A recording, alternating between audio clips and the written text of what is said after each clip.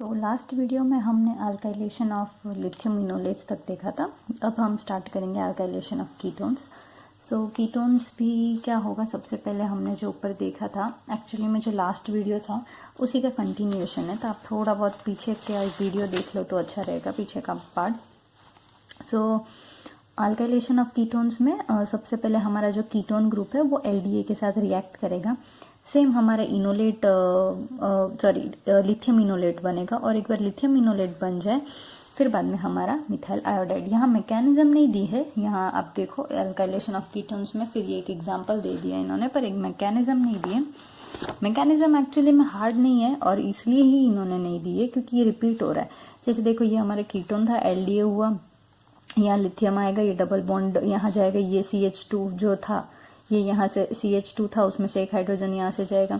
जैसे ही जाएगा तो अब जो न्यूक्लियोफाइल है, हम लोग फर्स्ट स्टेप में हमारा ये प्रोडक्ट मिला, सेकंड स्टेप में हम क्या करेंगे, हमारा जो न्यूक्लियोफाइल है मिथाइल आयोडाइड, उसमें से जो CH3 ग्रुप है एज ए न्यूक्लियोफाइल एक्ट करके यहाँ ऐड हो जाएगा। तो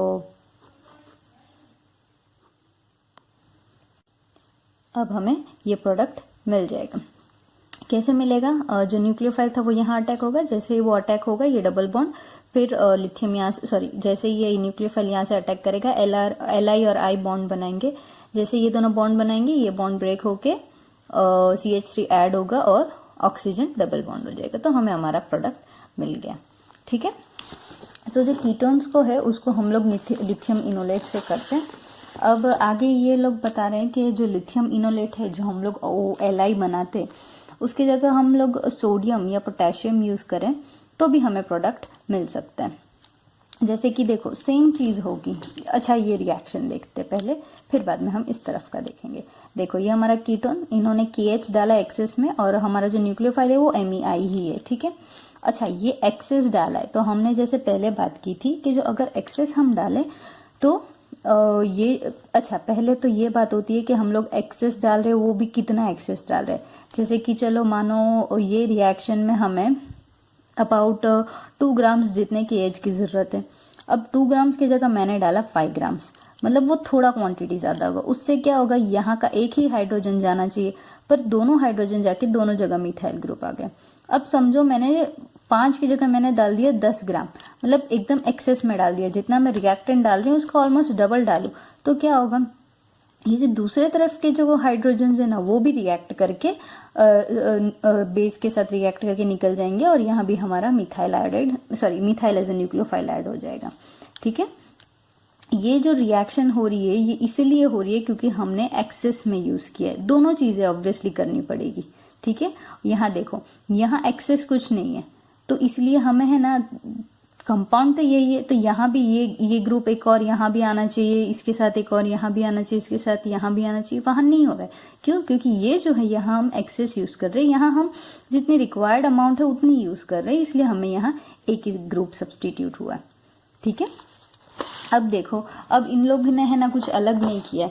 ये जो हम लोग लिथियम इनोलेट बना रहे थे उसकी जगह हम लोग KH है, तो KH में हम क्या करेंगे, पोटेशियम सॉल्ट बना देंगे। ठीक है। पोटेशियम सॉल्ट बना देंगे, सेम चीज होगी, हमारा न्यूक्लियोफाइल जाके यहाँ अटैक हो जाएगा।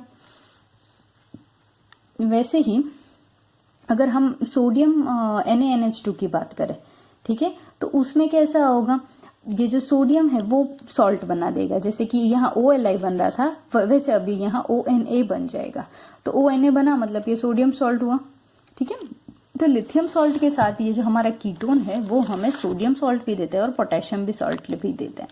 रिएक्शन देख लो सेम है जो अभी तक हम करके आ रहे हैं। अल्काइलेशन ऑफ ये जो हमने जितने भी किए ना, सबकी ऑलमोस्ट एक ही बेसिक स्टैंडर्ड चीज है। इनोलेट फॉर्म होगा, डबल बॉन्ड के जो इनोलेट फॉर्म होगा, और जो डबल बॉन्ड का एंड है वहां हमारा न्यूक्लियोफाइल ग्रुप अटैक करेगा।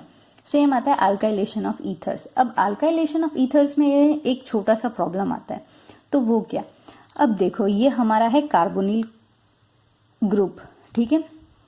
अब जैसे ये हमारा जो रिएक्टेंट है एस्टर का, वो सबसे पहले एक मॉलिक्यूल ऑफ बेस से रिएक्ट करके एस्टर इनोलेट बना है। ये अभी तक हम देखते आ रहे हैं, जैसे ही हमारा कार्बोनिल ग्रुप में हम बेस ऐड करते हैं, वो इनोलेट में अगर स्टेबल है उसका, तो वो इनोल फॉर्म करेगा और फिर न्यूक्लियोफिलिक रिएक्शन देगा।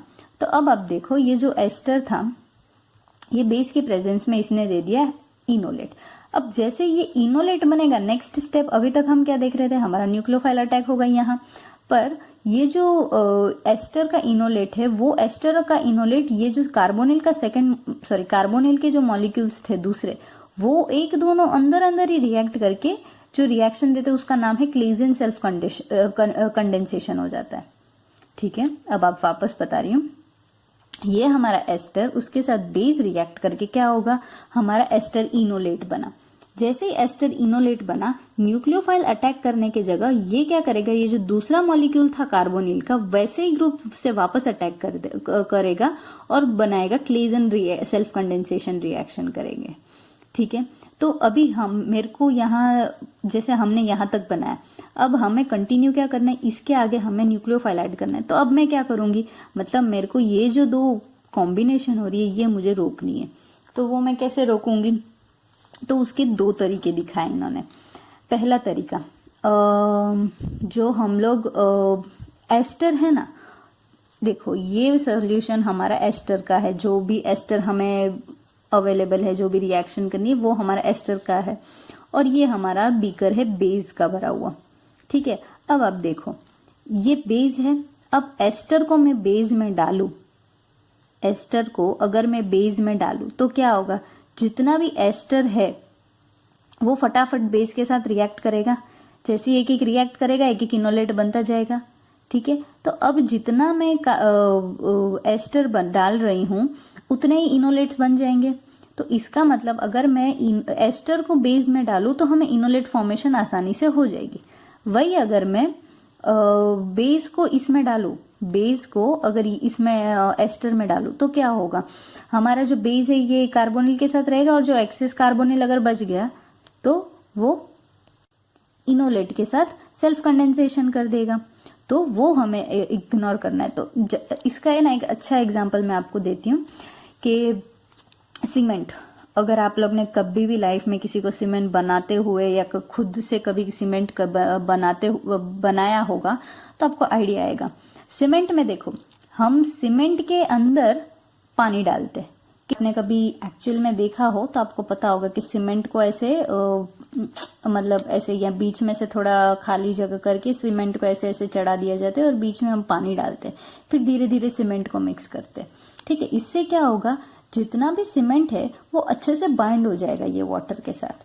ठीक है, तो ऐसे ही अगर आपने, चलो ऐसा नहीं है, अच्छा ये एक तरीका हुआ कि सीमेंट के अंदर हमने पानी डाला। दूसरा मेथड, हम लोग ने एक कंटेनर लिया, समझो जग ले लिया हमने पानी का। ठीक है, उसमें हम सीमेंट डालते गए। पहली बात, जग मतलब कोई भी कंटेनर में हम सीमेंट अगर ऐसे मिक्स करें तो ये ना तो हम यूज अच्छे से कर सकते, ना तो ये सीमेंट जैसी कंसिस्टेंसी से चाहिए वैसा मिलेगा। ठीक है, मतलब बात ये है कि तरीके दो है हमारे पास, हम वाटर में भी सीमेंट डाल सकते हैं और सीमेंट में भी वाटर डाल सकते, सही है। पर हमें मतलब हम क्या अच्छा अल्टरनेटिव कौन सा है, कोई भी चीज हम लोग रिएक्शन करते हैं, रिएक्शन में भी ऐसा होता है, ऐसा नहीं है कि कोई चीजें नहीं होती है, पर जो अच्छा अल्टरनेटिव है हम उसे प्रेफर करते हैं। तो इसलिए सीमेंट और वाटर में क्या, सीमेंट के अंदर पानी डाला ये ज्यादा हमें प्रेफरेबल है, ज्यादा अच्छा से हमें चीजें हो जाएगी, तो हम वो प्रेफर करें। वैसे ही चीज हमने इसमें ऐसा किया कि ये दोनों एस्टर और इनोलेट दोनों अंदर अंदर रिएक्शन करते, तो उससे हम क्या करते हैं, बेस के अंदर हम डालेंगे एस्टर। इससे क्या होगा, जितना भी एस्टर है वो एक एक मॉलिक्यूल यूज होता जाएगा, हमें एक्सेस में नहीं मिलेगा। ठीक है, और दूसरा एक और तरीका, ये पहला तरीका था। ठीक है, हमने कौन किसके अंदर जाएगा वो डिसाइड किया। अब दूसरा ये तरीका है कि ये जो आर का जो मॉलिक्यूल है, ये जो आर ग्रुप हम यूज कर रहे हैं वो हम बड़ा ग्रुप यूज करें। जैसे कि बड़ा ग्रुप बोलूं तो सबसे पहले दिमाग में आता है टर्शरी ब्यूटाइल ग्रुप। ठीक है, तो जो टर्शरी ब्यूटाइल ग्रुप है, अगर ये आर की जगह टर्शरी ब्यूटाइल ग्रुप हो तो अब ये जो दूसरा इनोलेट फॉर्म ये कार्बोनिल को रिएक्ट करेगा तो उसको है ना स्टेरिक मतलब क्राउडिंग होगा, तो क्राउडिंग की वजह से वो ज्यादा प्रेफर नहीं करेगा। तो ये दो तरीके हैं सेल्फ कंडेंसेशन को रोकने के। ठीक है, तो इनोलेट में एस्टर्स में ये एक प्रॉब्लम भी है, पर साथ में हम इन्होंने दो सॉल्यूशन भी हमें बता दिया है। ठीक है, एक एग्जांपल देख लेते हैं। यहाँ देखो, अभी यहाँ तो इन लोग ने स्पेसिफाई तो नहीं किया है कि ये किसको किस में डाल रहे, तो इन्होंने सीधा क्या किया, जो आर ग्रुप था वो बड़ा ले लिया, टर्शरी ब्यूटाइल ग्रुप ले लिया। अब देखो यहाँ क्या होगा, ये जो हमारा एलडीए है वो हाइड्रोजन बेस है, स्ट्रॉन्ग बेस हाइड्रोजन निकालेगा। कौन सा हाइड्रोजन निकालेगा? यहाँ का जो हाइड्रोजन प्रेजेंस है वो निकालेगा। जैसे यहाँ से हाइड्रोजन निकालेगा ये OLi बन जाएगा और डबल बॉन्ड इधर आ जाएगा। डबल बॉन्ड इधर आया, अब नेक्स्ट स्टेप क्या हमारा? न्यूक्लियोफाइल ऐड करना। तो न्यूक्लियोफाइल ऐड कहाँ होगा? यहाँ होगा, जहाँ डबल बॉन्ड है वहाँ न्यूक्लियोफाइल ऐड हो रहा है और हमारा कार्बोनिल ग्रुप हमें वापस मिल जाएगा। ठीक है। अब इन्होंने भी एक्चुअली में मैकेनिज्म इसीलिए ही नहीं दी है क्योंकि पहली बात, आप आगे के जितने भी मैकेनिज्म है सेम है, और अगर आप बिना देख के आप खुद से मैकेनिज्म समझते जाओ या करते जाओ तो आपको एक आइडिया आ जाएगा। ठीक है, इसलिए सो नेक्स्ट है अल्काइलेशन ऑफ कार्बोक्सिलिक एसिड। तो कार्बोक्सिलिक एसिड में एक अलग चीज सिर्फ ये आती है कि हम लोग यहाँ अभी तक मतलब जैसे कि एक कंपाउंड, एक एस्टर के लिए एक ही मॉलिक्यूल ऑफ बेस यूज कर रहे थे, तो यहाँ ऐसा हो जाता है कि एक कार्बोक्सिलिक एसिड के लिए हमें 2 मॉलिक्यूल ऑफ बेस चाहिए। तो भाई वो क्यों? तो बेस क्या करेगा? प्रोटोनेशन करेगा, जहां भी हाइड्रोजन मिलता है वो ले लेगा। अब देखो हम चाहते हैं कि यहाँ का हाइड्रोजन जाए। ठीक है, जैसे यहाँ का हाइड्रोजन जाएगा ये इनोलेट फॉर्म करेगा और हमें यहाँ न्यूक्लियोफाइल अटैक मिलेगा। पर बेस क्या करता है? जो सबसे ज्यादा रिएक्टिव प्रोटॉन है ना वो निकालता है। तो ये जो है ना एसिडिक प्रोटॉन को निकालता है। तो ये जो प्रोटॉन है ना एसिडिक, वो पहले जाएगा। तो ये जो बेस है यहाँ अटैक करेगा, ये हाइड्रोजन ले लेगा और Li ये दे देगा। पर हम चाहते हैं यहाँ, तो हम एक और मॉलिक्यूल ऑफ बेस ऐड करेंगे तो यहाँ का हाइड्रोजन चला जाएगा और हमें यहाँ OLi मिल जाएगा।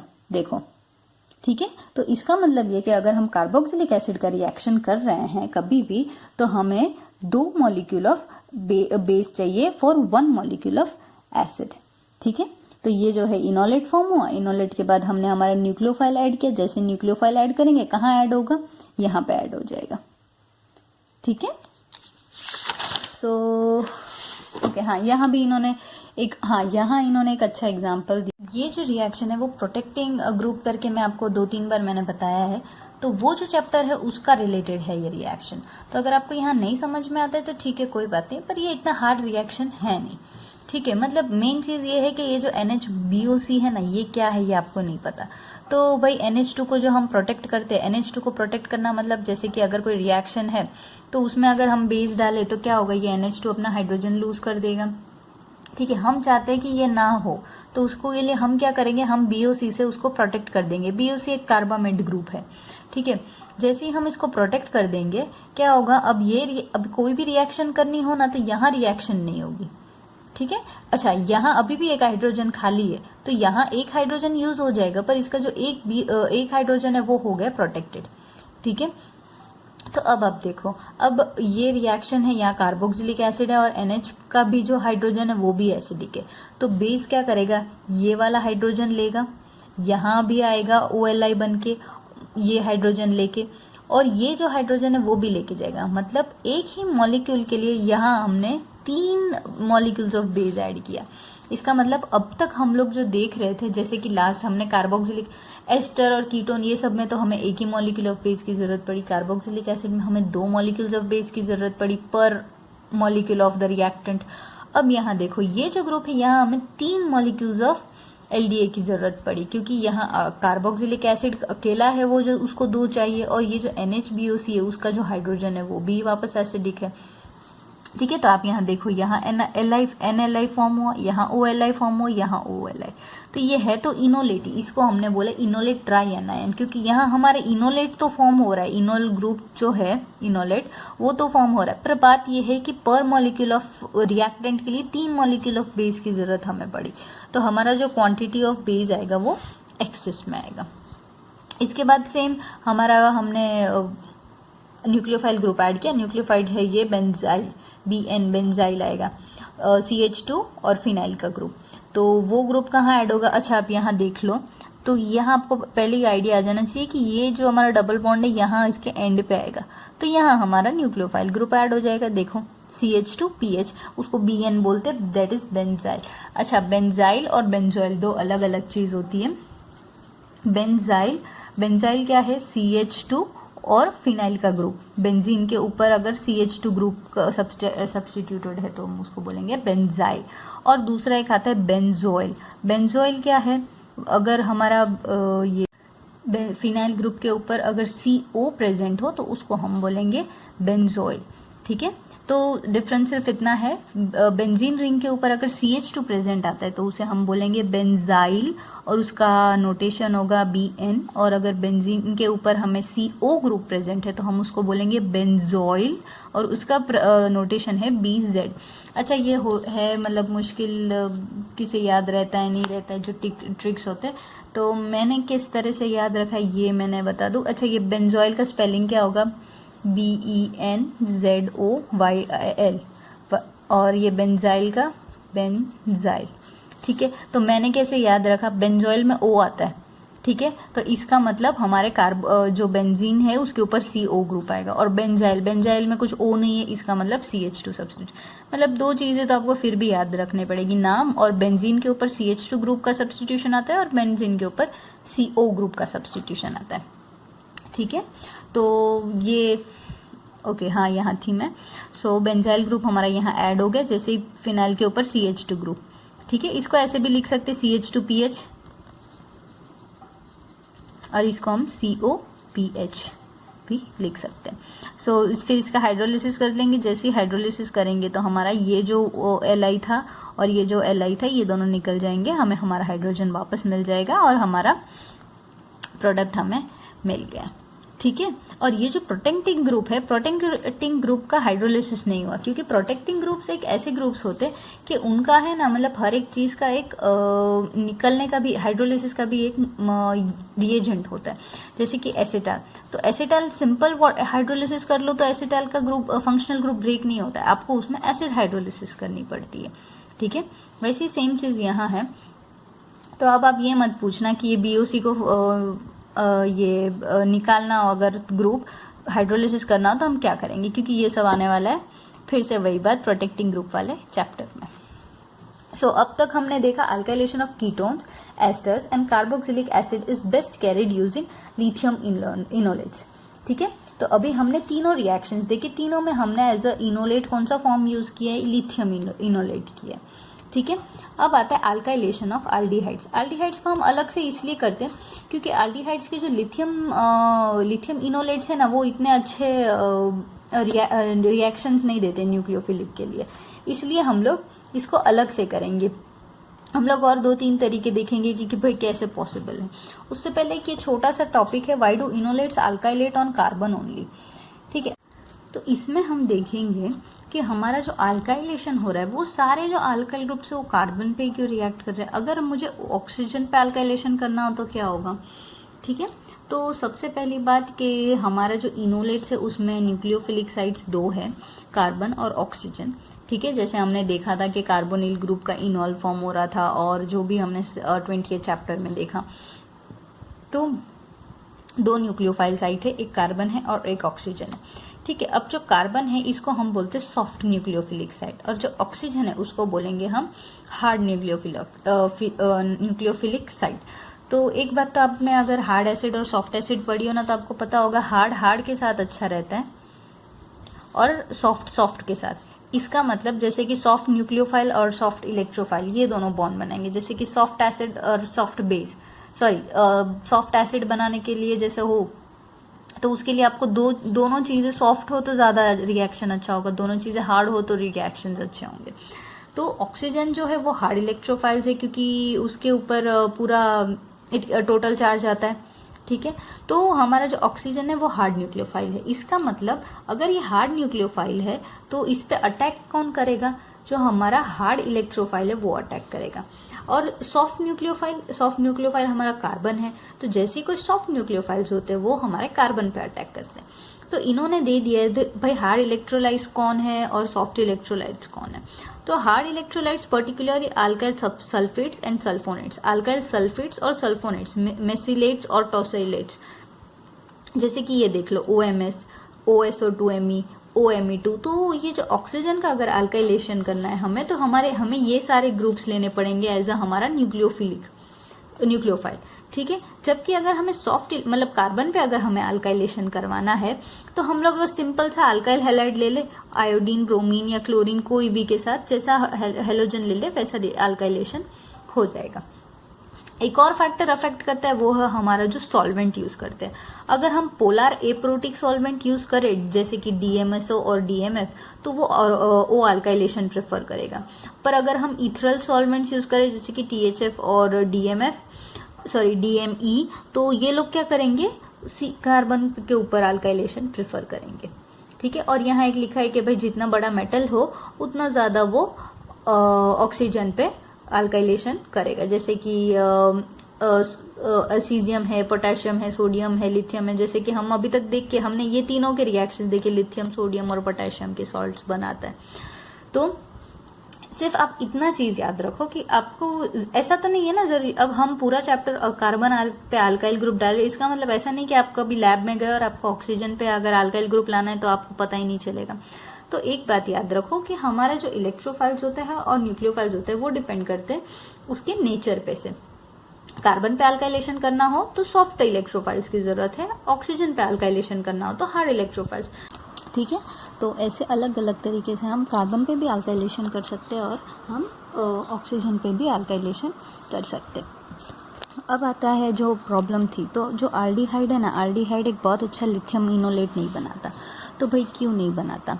तो जैसे कि एस्टर में हमें प्रॉब्लम आ रहा था, सेम प्रॉब्लम यहाँ आ रहा है कि ये जो हम लोग आल्डिहाइड के साथ LDA रिएक्ट करके डिप्रोटोनेशन करके जो लिथियम इनोलेट बना रहे, ये जो लिथियम इनोलेट है ये जो पहला वाला अल्डिहाइड ग्रुप था उसके साथ सेल्फ कंडेंसेशन करेगा, आल्डोल सेल्फ कंडेंसेशन। अगर आपको पता होता आल्डोल सेल्फ कंडेंसेशन हमने BSc फर्स्ट ईयर में भी ऐसे पढ़ा होगा या ना हमने आई गेस 12th में भी किया है आल्डोल सेल्फ कंडेंसेशन, हाँ किया है 12th में। तो वहीं आपको पता चल जाएगा कि ये इतना रिएक्टिव है कि ये अपने इनोलेट से रिएक्ट कर ही जाएगा और ये हमें हमारा कंपाउंड जो प्रोडक्ट है वो नहीं मिल पाएगा। तो ये सेल्फ कंडेंसेशन कर लेगा। अब हमें अवॉइड करना है सेल्फ कंडेंसेशन। अब एस्टर में हमने 2 मेथड देखे थे सेल्फ कंडेंसेशन, या तो ग्रुप बड़ा ले लो या तो दूसरी क्या मेथड थी, हाँ बेस में डालो, और जो हमारा रिएक्टेंट था उसको बेस में। और कौन से तरीके वो हम देखेंगे। तो आल्डिहाइड का अगर हमें ये इनोलेट फॉर्म करना हो, रिएक्शन करना हो, तो हम एनामाइंस, सिलाइल इनोल ईथर्स और एजा इनोलेट्स डिराइव्ड फ्रॉम इमीन्स, ये तीनों से भी हम लोग कर सकते। तो सबसे पहले हम देखेंगे कि इनामाइंस से हम कैसे होते। अब देखो मैंने 20th चैप्टर में आपको बताया था कि हम 20th चैप्टर में हमने पूरा चैप्टर में क्या पढ़ा, हमने इनामाइंस बनाना पड़ा, हमने इनोलेट्स बनाना पड़ा, हमने इनोल्स देखा। तो वो सारे प्रिपरेशंस थे। तो अभी मैंने तभी भी आपको बताया था कि ये चैप्टर में उसके एडवांस रिएक्शंस है। तो ये जो फर्स्ट स्टेप है ना, ये अगर आपको नहीं समझ में आया या नहीं आता हो तो आप लास्ट चैप्टर का वीडियो देख लो। मैं यहाँ सेम चीज़ फिर से रिपीट नहीं करूँगी क्योंकि जिसको आता है फिर उसको बोरिंग हो इनामाइंस। तो इनामाइंस में क्या है, जो हमारा फर्स्ट स्टेप हमारा कार्बोनिल, अच्छा ये एक बेसिक याद करवा दूँ कि हमारा कार्बोनिल कंपाउंड में जब हम सेकेंडरी अमाइन ऐड करेंगे तो हमें हमारा इनामाइन मिलेगा। ठीक है, ये एक चीज़ याद रखो। और अगर हम लोग प्राइमरी अमाइन यूज़ करते कार्बोनिल के साथ तो हमें इमीन मिलता है। ठीक है, सो अब हम क्या करते हैं, हमारा जो कीटोन है, कीटोन या अल्डिहाइड दोनों में से कोई भी हम यूज़ कर सकते हैं क्योंकि ये जो है ये इनोलेट्स इक्विवेलेंट टू अल्कालेट आल्डिहाइड्स एंड कीटोन्स, ये 3 मेथड जो है वो आल्डिहाइड्स के लिए भी और कीटोन्स के लिए भी यूज़ हो सकती है। सो सबसे पहले कार्बोनिल के साथ हमने हमारा अमाइन, सेकेंडरी अमाइन रिएक्ट किया, हमें इनामाइन मिला। इनामाइन के साथ हम लोग अपना अल्काइल हाल्डिहाइड ऐड करेंगे। अल्काइल हैलाइड ऐड करने के बाद क्या होगा, हमारा अल्काइल ग्रुप हो जाएगा, मतलब अल्काइलेशन हो गया। अल्काइलेशन होने के बाद ये जो ग्रुप है इनामाइन में, जो ये अमाइन का ग्रुप आ रहा है उसको हमें निकालना है। तो उसको निकालने के लिए हम क्या करेंगे, एसिड हाइड्रोलिसिस करो तो ये जो ग्रुप है ये निकल जाएगा और हमें हमारा डबल बॉन्ड वापस मिल जाएगा। देखो ये इनामाइन में अल्काइल हैलाइड ऐड होगा, क्या होगा, ये हाइड्रोजन यहाँ से जाएगा, बेस लेगा तो ये हाइड्रोजन यहाँ से जाएगा तो यहाँ डबल बॉन्ड आएगा। जैसे यहाँ डबल बॉन्ड आएगा ये बॉन्ड ब्रेक होकर यहाँ डबल बॉन्ड दे देगा। अब ये देखो ये इमीनियम बन गया, C डबल बॉन्ड N और उसके ऊपर प्लस। इमीनियम आयन के बाद इमीनियम आयन का भी हाइड्रोलिसिस करो या इनामाइन, दोनों में से किसी का भी आप हाइड्रोलिसिस करो, हमें हमारा ये कीटोन ग्रुप वापस मिल जाएगा। ठीक है। So the overall process from carbonyl to carbonyl compound amounts to enolate alkylation but no strong base और enolates are involve, so there is no danger of self condensation. मतलब ये जो प्रोसेस है इसमें ये जो इमीन बनता है हमारा इनामाइन बीच में बन जाता है, तो यहाँ इनोलेट फॉर्म नहीं हुआ, इनोलेट जैसा कुछ होगा पर इनोलेट नहीं हुआ, तो इसलिए क्या होगा, हमारा जो सेल्फ कंडेंसेशन का जो इश्यूज रह रहा था वो यहाँ क्लियर हो जाएगा और हमें हमारा अल्काइलेशन भी हो जाएगा। सेम दो रिएक्शन और दी है, ये हमारा इनामाइन, सीधा इनामाइन में इन्होंने अल्काइलेशन के लिए ये अल्काइल हैलाइड डाल दिया, फिर हाइड्रोलिसिस कर दिया। यहाँ भी देखो सबसे पहले अल्काइलेशन, तो इसमें इन्होंने डाइहैलाइड यूज़ किया और लास्ट में एसिड हाइड्रोलिसिस। देखो जहाँ डबल बॉन्ड है ना वहीं पे हमारा अल्काइल हैलाइड एंड पे आएगा, ठीक है, क्योंकि वहीं से बेस रिलीज़ हुआ होगा, बेस ने हाइड्रोजन रिलीज़ किया होगा और वहीं पे हमारा हाइड्रोजन अल्काइल ग्रुप आएगा। जहाँ से हमारा हाइड्रोजन रिलीज़ हुआ होता है ना, मतलब जो हाइड्रोजन बेस ले जाता है, तो वहीं पे हमारा अल्काइल ग्रुप भी वहीं पे रिएक्ट होगा।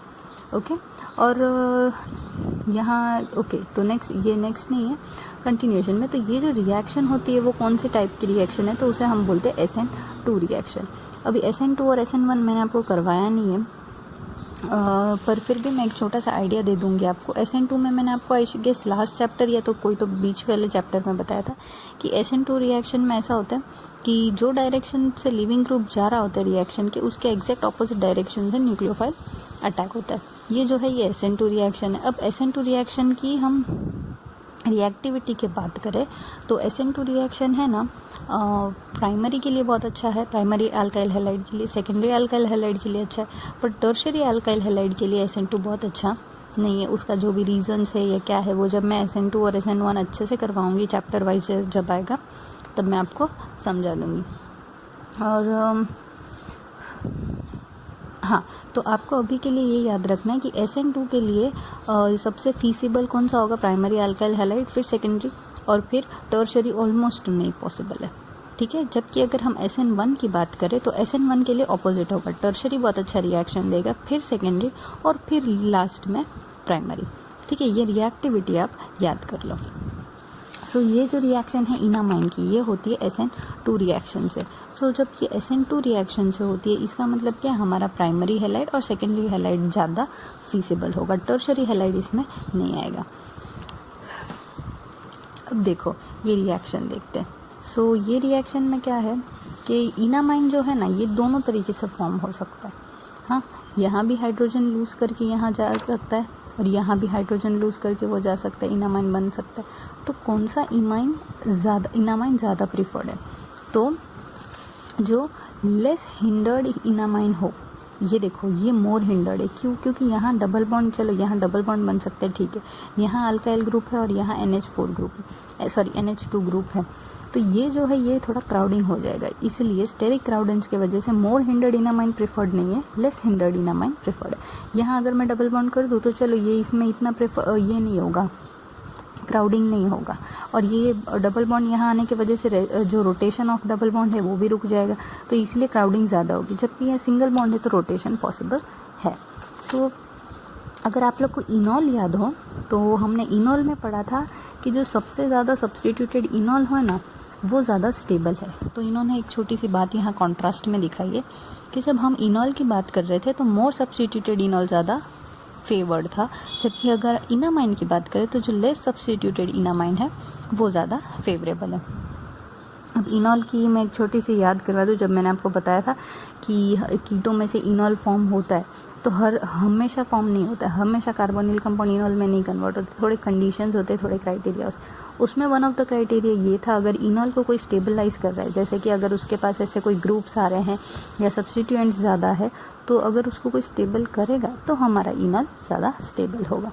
तो इसलिए इनॉल मोर सब्स्टिट्यूटेड इनॉल ज़्यादा स्टेबल था और यहाँ लेस हिंडर्ड इनामाइन ज़्यादा स्टेबल है, ठीक है। तो अब एक छोटी सी प्रॉब्लम ये भी आ रही है, जैसे हमने इनामाइंस में ही आएगी ये प्रॉब्लम और उसका सॉल्यूशन भी इन लोग ने दे देंगे, ठीक है। अब हम ये क्लेडन बुक ही ऐसी है कि हमारा डाउट्स है उससे पहले इन लोग ही डाउट लेके आ जाएंगे और हाँ इन लोग ही सॉल्यूशन दे देंगे। तो इन लोग जैसे कि हमने पीछे देखा था ऑर्थो अल्काइल सॉरी ओ अल्काइलेशन, ओ अल्काइलेशन मतलब ऑक्सीजन पे अल्काइलेशन, और सी अल्काइलेशन। अब हम देखेंगे एन अल्काइलेशन। एन अल्काइलेशन मतलब क्या, एन पे हमारा अल्काइल ग्रुप ऐड हो जाएगा। तो अब यहाँ हो ये रहा है कि हमारा जो रिएक्शन है वो है SN2 रिएक्शन। अब SN2 रिएक्शन में हमने बात की कि रिएक्टिव कौन से होते हैं, प्राइमरी और सेकेंडरी हैलाइड्स। टर्शियरी तो रिएक्टिव नहीं होता। तो अगर हम प्राइमरी और सेकेंडरी हैलाइड्स जैसे कि ये CH3I यूज़ करें तो CH3I क्या है, एक प्राइमरी हैलाइड है। तो अगर हम लोग सिंपल हैलाइड यूज़ करें तो क्या होगा, हमारा N अल्काइलेशन हो जाएगा। पर हम चाहते क्या है, C अल्काइलेशन। तो अब इसका क्या सॉल्यूशन है, तो उसका सॉल्यूशन ये है कि जैसे कि हम लोग हैलाइड्स ले रहे प्राइमरी और सेकेंडरी बात सही है, पर हम प्राइमरी और सेकेंडरी हैलाइड्स में जो ये आगे का CH3 है ना, उसको अगर हम कोई रिएक्टिव ग्रुप से अगर रिप्लेस करें तो वो ज़्यादा रिएक्टिव होगा और हमें C अल्काइलेशन वाले प्रोडक्ट्स देंगे। तो भाई वो कौन से एजेंट्स हैं, तो यहाँ इन्होंने दिया रिएक्टिव अल्काइलेटिंग एजेंट्स। तो यहाँ देखो ये है सारे सेकेंडरी अल्काइल हैलाइड्स, ठीक है।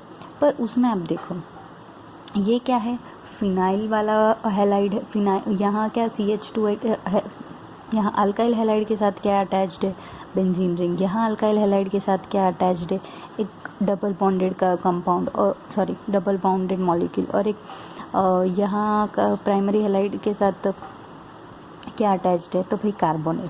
तो ये जो ग्रुप्स है ना, ये जो ग्रुप्स है ना, ये क्या कर रहे हैं, ये जो हमारे अल्काइल हैलाइड है ना, उसको ज़्यादा रिएक्टिव बना रहे हैं। ज़्यादा रिएक्टिव बनाने से क्या होगा, हमारा जो एन अल्काइलेशन हो जा रहा था वो नहीं हो के हमारा सी अल्काइलेशन होगा। तो इसको अच्छे टर्म्स में नहीं, पर साइंटिफिक टर्म्स में बोला तो ये क्या होगा, ये हुआ बेंजाइल हैलाइड, ये हुआ एलाइलिक हैलाइड, और ये हुआ alpha hello carbonyl compounds. Benzylic क्योंकि बेंजाइल हैलाइड क्योंकि बेंजाइल ग्रुप अटैच्ड है, अलाइलिक हैलाइड क्योंकि ये अलाइल ग्रुप है, और अल्फा हेलो कार्बोनिल कंपाउंड क्योंकि अल्फा पोजीशन पे हेलो है, अल्फा हेलो कार्बोनिल कंपाउंड। सो ये जो तीन है ये रिएक्टिव है, ठीक है। तो अभी हम ये तीनों के रिलेटेड जो रिएक्शंस है वो देखेंगे। तो हमारा ये कार्बोनिल कंपाउंड, ये हमारा सेकेंडरी अमाइन रिएक्ट किया तो क्या बनेगा, इनामाइन। जैसे इनामाइन बनेगा, इनामाइन के साथ हमारा क्या रिएक्ट होगा, यहाँ इन्होंने कौन सा लिया, अल्फा हेलो कार्बोनिल कंपाउंड। यहाँ इन्होंने क्या लिया है, एलाइलिक हैलाइड लिया, ठीक है। तो ये दोनों के साथ इन्होंने रिएक्शन करके हमें प्रोडक्ट बना लिया। अच्छा, अगर आपको अगर अभी तक का जितना भी कॉन्सेप्ट है अगर वो सारे समझ में आ गए हो ना, तो कोशिश करो कि ये जो आप प्रोडक्ट बना रहे हो ना वो बिना देख के बनाओ। मुश्किल नहीं है, पर एक बार आप कोशिश करोगे तो आपको पता चलेगा कि आपको समझ में कुछ आया भी नहीं, ठीक है। सो यहाँ ख़त्म हुआ एनामाइन। अब इनामाइन के बाद आता है एजा इनोलेट्स रिएक्ट, ठीक है। अब एजा इनोलेट्स कैसे, तो भाई जो हाँ ये अगर आपको याद हो तो हम लोग एनालॉग्स बहुत हमने देखा। तो देखो मैंने एक शॉर्ट फॉर्म दिया है, लिखा है यहाँ ये पूरा पैरा का, कि जो जो इमीन है वो नाइट्रोजन एनालॉग ऑफ कार्बोनिल है, जो हमारा इनामाइन है वो नाइट्रोजन एनालॉग ऑफ इनोल है। तो हमारा जो एजा इनोलेट है वो क्या है, nitrogen analogue of enolate. Analogue of enolate मतलब क्या, कि जहाँ जहाँ ओ था ना वो अभी एन से रिप्लेस हो गया है, ठीक है। तो वो उसके जैसा हुआ पर नाइट्रोजन कंटेनिंग है, इसको इसलिए हम उसको बोलेंगे nitrogen analogue of the original वाला, ठीक है। तो अब हम देखेंगे जैसे कि अभी हमारा प्रॉब्लम क्या हो रहा था कि हमारा जो एल्डिहाइड है वो कार्बोनिल उसके इनोलेट के साथ रिएक्ट होकर सेल्फ कंडेंसेशन दे रहा था। अब हम क्या करेंगे, इनोलेट की जगह हम बनाएंगे एजा इनोलेट। तो एजा इनोलेट क्या होगा, एजा इनोलेट और जो कार्बोनिल कंपाउंड है ना वो दोनों एक दूसरे के साथ रिएक्ट करके कंडेंसेशन रिएक्शन नहीं देंगे। तो हम अब क्या करेंगे, हमारा एल्डिहाइड जो है एल्डिहाइड या कीटोन है वो दोनों को हम क्या करेंगे, एजा इनोलेट में कन्वर्ट करेंगे, और फिर एजा इनोलेट के साथ हम लोग न्यूक्लियोफाइल ऐड करके उसको न्यूक्लियोफाइल नहीं, हमारा अल्काइल ग्रुप ऐड करके हम उसको अल्काइलेशन करेंगे। तो यहाँ इन्होंने दिया है, देखो ये हमारा इनोल है। इनोल जो है वो एल्डिहाइड में ऑब्वियसली एल्डिहाइड ज़्यादा इनोल और कीटो फॉर्म में एल्डिहाइड का कीटो फॉर्म ज़्यादा स्टेबल है, आप एरो के हिसाब से देख लो। अब कार्बोनिल ग्रुप, कार्बोनिल में अगर आप प्राइमरी अमाइन ऐड करो तो क्या बनेगा, इमीन, और अगर आप सेकेंडरी अमाइन ऐड करोगे तो इनामाइन। इनामाइन की हमने स्टडी देख ली, उसके हमने डिसएडवांटेजेस एक दो थे वो देख लिए, उसके डिसएडवांटेजेस के भी हमने जो सॉल्यूशन था प्रॉब्लम का वो भी हम ले आए।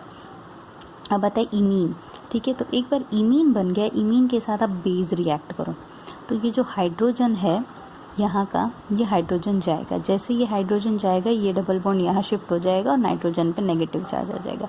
इसको हम क्या बोलेंगे, एजा इनोलेट। अब ये जो एजा इनोलेट है ना वो हाईली न्यूक्लियोफिलिक है और self condensation not a problem because of imines low electrophilicity.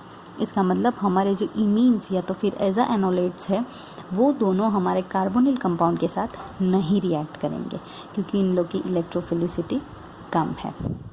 जबकि अगर हम हमारे एल्डिहाइड को बेस के साथ इनोलेट रिएक्ट करके इनोलेट में कन्वर्ट करते थे तो क्या हो रहा था, हमारा एल्डिहाइड और हमारा इनोलेट ये दोनों एक दूसरे के साथ सेल्फ कंडेंसेशन कर रहा था। तो self condensation a problem because of aldehydes electrophilicity.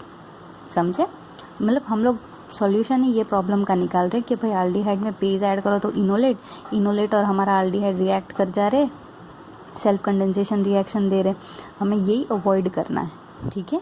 तो वो हमने कैसे अवॉइड किया, इमीन में कन्वर्ट कर दो, इमीन से एजा इनोलेट में कर दो तो हमें सेल्फ कंडेंसेशन की प्रॉब्लम चली जाएगी, ठीक है। अब आगे देखते हैं हम रिएक्शंस, उसके रिलेटेड जितने भी थे। तो सबसे पहला है ये एजा इनोलेट फॉर्मेशन। तो एजा इनोलेट फॉर्मेशन में क्या होगा, हमारा जो कार्बोनिल कंपाउंड था वो सबसे पहले सेकेंडरी अमाइन के साथ प्राइमरी अमाइन के साथ रिएक्ट। आप यहाँ ध्यान दो कि जो हमारा कार्बोनिल कंपाउंड था वो जब सेकेंडरी अमाइन के साथ रिएक्ट कर रहा था तो वो सेकेंडरी अमाइन के साथ दे रहा था इनामाइन, और इनामाइन के रिलेटेड जितने भी रिएक्शंस थे वो हमने देख लिए। अब हम देख रहे हैं जब हमारा कार्बोनिल कंपाउंड प्राइमरी अमाइन के साथ रिएक्ट करेगा तो हमने पहले वाले चैप्टर्स में भी देखा है कि हमें इमीन प्रोडक्ट मिलेगा। तो अब हम क्या करते, इमीन में हम बेस ऐड कर देते, बेस ऐड करने से हमें मिलता है एजा इनोलेट। तो अब इन्होंने क्या किया है, रिएक्शन में एल्डिहाइड लिया, एल्डिहाइड में इन्होंने प्राइमरी अमाइन ऐड किया। जैसे ही प्राइमरी अमाइन ऐड किया हमें हमारा इमीन मिल गया, इमीन के साथ इन्होंने स्ट्रॉन्ग बेस ऐड किया तो हमें क्या मिल गया, हमारा एजा इनोलेट मिल गया, ठीक है। अब एजा इनोलेट का हम अल्काइलेशन करेंगे तो क्या करेंगे, हमने हमारा ये एजा इनोलेट है उसमें हमने ऐड किया बेंजाइल क्लोराइड। जैसे ही बेंजाइल क्लोराइड ऐड करो क्या होगा, इसका जो न्यूक्लियोफाइल पार्ट है कौन सा, PHCH2, ये Cl माइनस जाएगा, सॉरी न्यूक्लियोफाइल पार्ट नहीं, इलेक्ट्रोफाइल पार्ट, PHCH2 प्लस बचेगा। तो अब जो इलेक्ट्रोफाइल पार्ट है वो हमारे डबल बॉन्ड के उस तरफ रिएक्ट करे, ऐड होगा। जैसे ही वो यहाँ ऐड होगा ये नाइट्रोजन अपना बॉन्ड ब्रेक हो गया और ये MgBr निकल जाएगा और ये जो डबल बॉन्ड था वो यहाँ शिफ्ट हो जाएगा। फिर बाद में हम हाइड्रोलिसिस कर देंगे। कौन सा हाइड्रोलिसिस किया, एसिडिक हाइड्रोलिसिस। एसिडिक हाइड्रोलिसिस करने से क्या होगा, ये जो नाइट्रोजन अमाइन वाला ग्रुप था वो हाइड्रोलाइज होके अलग अमाइन बन जाएगा, ठीक है। अब ये देखो हमने जब इनामाइन का भी हमने हाइड्रोलिसिस किया था तो भी सेम चीज़ थी, इनामाइन और ये एजा इनोलेट में एक बार हमारा अल्काइल ग्रुप ऐड हो जाए फिर अगर हम एसिडिक हाइड्रोलिसिस करें तो ये जो अमाइन ग्रुप है वो निकल जाएगा और हमें हमारा कार्बोनिल कंपाउंड वापस मिल जाएगा, ठीक है। अभी अगर आपको यहाँ तक समझ में आया हो तो ये 2 एग्जाम्पल आप खुद से ट्राई करेंगे तो आपको आ जाएगा, ठीक है। मतलब आप क्या करिए, कंपाउंड लिखो, अपना ये जो रिएक्टेंट है वो लिखो, ठीक है। उसके बाद आप बाकी की रिएक्शन खुद से करो। कैसे करोगे, ये दोनों रिएक्टेंट है, इससे आप क्या बनेगा, हमारा कार्बोनिल है और ये कौन सा अमाइन है, प्राइमरी अमाइन। तो ये दोनों से हमें क्या मिलेगा, इमीन। अभी इमीन में हमने डाला स्ट्रॉन्ग बेस कौन सा है, यहाँ इन्होंने लिया है LiNe2 Et2। जैसे ही बेस डालोगे क्या होगा, हमारा एजा इनोलेट फॉर्म होगा। एजा इनोलेट के बाद आप देखो इन्होंने अल्काइल ग्रुप कौन सा ऐड किया। जैसे आप अल्काइल ग्रुप देख लो तो अल्काइल ग्रुप के साथ इन्होंने हाइड्रोलिसिस भी कर लिया, मतलब जैसे ही आपका अल्काइल ग्रुप ऐड हो जाए आप ये जो अमाइन वाला ग्रुप है उसको भी निकाल दो तो ये हमारा बन गया कंपाउंड। सेम चीज़ है, अगर आपको आप देखो 2 रिएक्शन आप देखो समझने के लिए, फिर जो तीसरा और चौथा रिएक्शन है ना वो आप प्रैक्टिस करने के लिए करो। आप प्रैक्टिस करोगे तो आपको आइडिया आएगा कि आपने जो ऊपर के कॉन्सेप्ट्स पढ़े वो आपको समझ में आया कि नहीं आया। और अगर आप पहली बार कर रहे हो ना क्लेडेन, तो आप जितने भी मैकेनिज़्म आपने अभी तक देखी ना वो भी सारे लिखते जाओ, उससे आपको अच्छे से याद रहेगा। ठीक है, तो अब ये याद रखो कि जो एजा इनोलेट्स और जो पीछे हमने इनामाइंस किया, ठीक है, एजा इनोलेट्स और इनामाइंस दोनों कैसे रिएक्ट, कौन से पाथ से रिएक्ट करते, तो SN2 रिएक्शन करते। ठीक है, अब जो सिलाइल इनॉल ईथर है जो अभी हम नेक्स्ट देखने वाले हैं वो SN1 से रिएक्ट करता है। ठीक है, ये याद रखो कि जो हमारा एजा इनोलेट है और इनामाइंस ये दोनों SN2 से रिएक्ट करते हैं, जबकि ये हमारा जो सिलाइल इनॉल ईथर्स है वो SN1 से रिएक्ट कर रहे हैं। तो अब सिलाइल इनॉल ईथर, तो अब सिलाइल इनॉल ईथर के बारे में क्या है,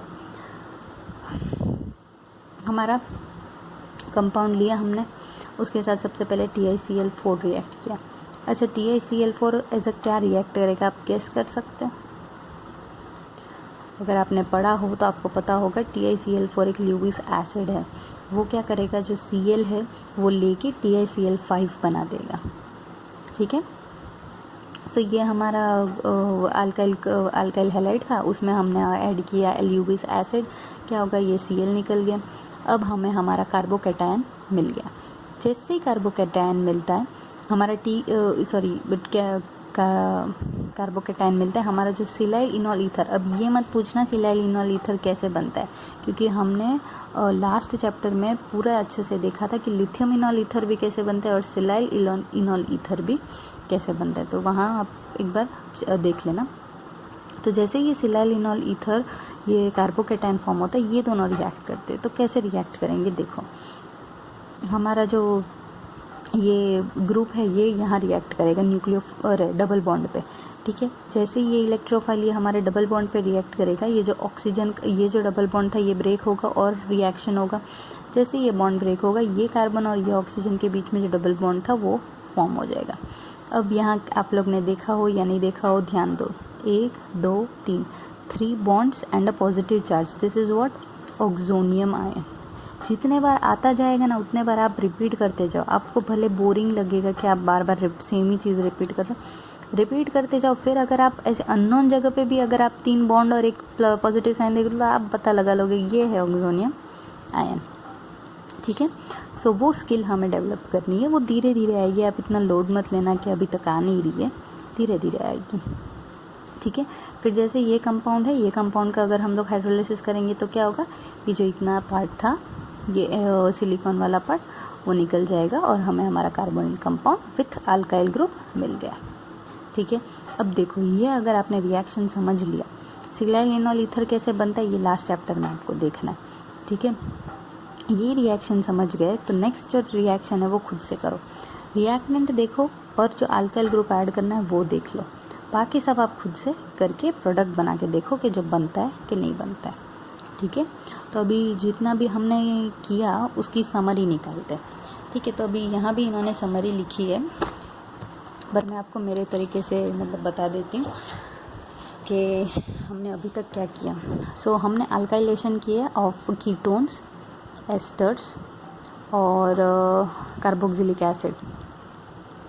ठीक है, ये तीनों के हमने अल्काइलेशन किया। इनके जो मेन सोर्स था ये किससे अल्काइलेट हो रहे थे, तो लिथियम इनोलेट्स। हम लोग हमारा जो ये तीनों कंपाउंड्स थे उसको जब हमारा एल्डिहाइड के साथ बेस के साथ रिएक्ट कर रहे थे तो वो लिथियम इनोलेट बना रहा था और फिर हम उसका अल्काइलेशन कर रहे थे। ठीक है, नेक्स्ट आता है एल्डिहाइड। तो एल्डिहाइड का प्रॉब्लम ये हो रहा था, एस्टर्स का भी प्रॉब्लम था सेल्फ कंडेंसेशन का, पर वो हमने वहाँ देख लिया कि कैसे सॉल्व करते हैं। एल्डिहाइड का प्रॉब्लम ये हो रहा था कि वो अगर लिथियम इनोलेट बनाए तो उसके जो लिथियम इनोलेट है वो बहुत ज़्यादा रिएक्टिव होकर हमारे कार्बोनिल के साथ एल्डिहाइड के साथ रिएक्ट करके हमें जो कंपाउंड पहले था वही वापस मिल जा रहा है, हमें रिएक्शन आगे कैरी आउट नहीं हो रही है फॉरवर्ड। ठीक है, तो इसके सॉल्यूशन में हमने क्या किया, ये हो जा रहा था हमारा सेल्फ कंडेंसेशन। हम नहीं चाहते सेल्फ कंडेंसेशन हो, हम चाहते अल्काइलेशन हो। तो इसका सॉल्यूशन हमने क्या निकाला कि हमने 3 सॉल्यूशन निकाले इसके। एक हमने निकाला इनामाइन, एक हमने निकाला एजा इनोलेट और एक हमने निकाला सिलाइल इनॉल ईथर। ठीक है, उसमें से ये जो दोनों है वो SN2 रिएक्शन से फॉलो होते हैं और ये जो रिएक्शन है वो SN1 रिएक्शन से आगे चलता है। अच्छा, अगर SN2 और SN1 पहले पढ़ा हो ना तो आप रिलेट कर पाओगे कि सिनाइल इनॉल ईथर में हमने ना कार्बोकेटायन बनाया। आपको पता होगा कि SN1 में कार्बोकेटायन बनाना कितना ज़रूरी है। अच्छा, सबकी एक एक डिसएडवांटेजेस है, इसलिए ये नेक्स्ट मेथड आता है। तो भाई इनामाइन, हमने सबसे पहले देखा जो इनामाइन था वो SN2 रिएक्शन से जाता था। SN2 रिएक्शन से मतलब प्राइमरी और सेकेंडरी हैलाइड के लिए वो ज़्यादा रिएक्टिव है। अब प्राइमरी और सेकेंडरी हैलाइड के लिए ज़्यादा रिएक्टिव है पर टर्शरी के लिए वो ज़्यादा रिएक्टिव नहीं है। तो प्राइमरी और सेकेंडरी हैलाइड में भी अब नया निकल रहा था प्रॉब्लम कि भाई प्राइमरी और सेकेंडरी हैलाइड में अगर हम लोग सिंपल अल्काइल हैलाइड यूज़ करें तो वो दे रहा था हमें एनाल्काइलेशन, जो हमें नहीं चाहिए था। तो उसका सॉल्यूशन हमने क्या निकाला कि हमारा जो रिएक्टिव हमारा जो अल्काइल ग्रुप था उसको हमने रिएक्टिव बनाया। तो रिएक्टिव हमने कैसे बनाया, बेंजाइल ऐड करके, एलाइल ग्रुप ऐड करके और कार्बोनिल ग्रुप ऐड करके, ये तीनों ग्रुप ऐड करके हमने हमारे अल्काइल ग्रुप को रिएक्टिव बनाया और हमारे इनामाइन के साथ रिएक्शन हो गया। ठीक है, अब ये इनामाइन के साथ थोड़ी बहुत तो डिफ़िकल्टी आ रही थी, तो इसलिए हमने एक ऐसा रिएक्शन बनाया जिसमें कुछ भी प्रॉब्लम ना आए, वो है हमारा एज़ाइनोलेट। ठीक है, तो एज़ाइनोलेट में हमने क्या किया, सेम सिर्फ हम लोग इनोलेट की जगह नाइट्रोजन आ जा रहा है, तो इस वजह से हमारा जो सेल्फ कंडेंसेशन की जो प्रॉब्लम थी वो यहाँ अवॉइड हो जा रही है। ठीक है, और यहाँ एनाल्काइलेशन का कोई प्रॉब्लम नहीं आ रहा था, तो हमने सिर्फ सिंपल सा एज़ाइनोलेट रख दिया। अब बात ये है कि ये जो दोनों है ये दोनों SN2 से रिएक्शन कैरी होता है। तो जैसे ही अगर SN2 से कैरी होता है इसका मतलब ये दोनों जो है ये प्राइमरी और सेकेंडरी हैलाइड के लिए फेवरेबल है, टर्शरी के लिए फेवरेबल नहीं है। तो अभी अगर हमें टर्शरी अल्काइल ग्रुप डालना हो तो हम क्या करेंगे हमारे एल्डिहाइड में, तो नया मेथड आता है सिनाइल इनॉल ईथर।